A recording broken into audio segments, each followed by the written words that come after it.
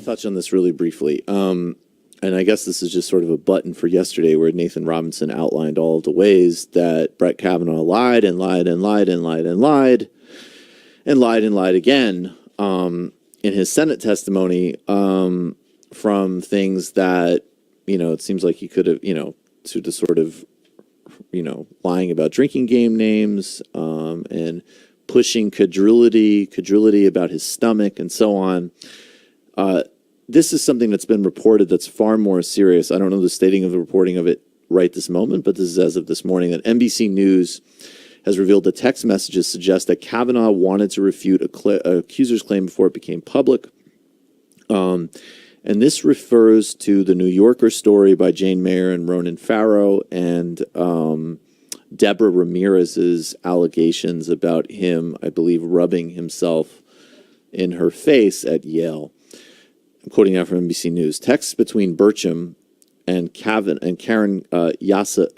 Yarosavage, both friends of Kavanaugh, suggest that the nominee was personally talking with former classmates about the Ramirez story in advance of the New Yorker article that made her allegations public. In one message, Yasavov said that Kavanaugh asked her to go on record in his defense. Two messages show communication between Kavanaugh's team and former classmates in advance of the story. Now, this is, of course, in contradiction of what Kavanaugh told the committee about these things being sprung on him. That was a word he used a lot.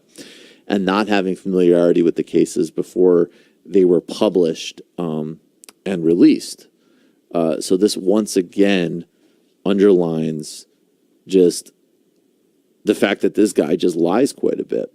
If these perjures himself, criminally accountable perjury, if these text messages are confirmed.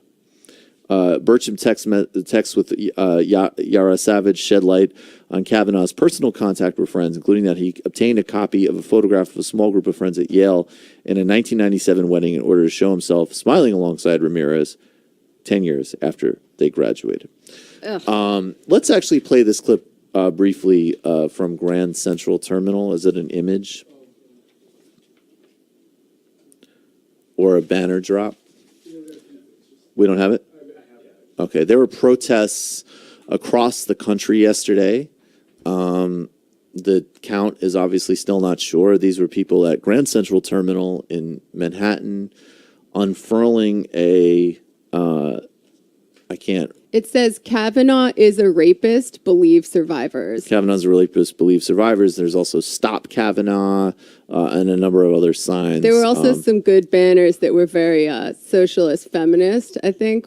Some of them said, like, no feminism without socialism, end capital, et cetera, et cetera. Yeah, see, there we go. No feminism under capitalism. That was Luke Jaywalk.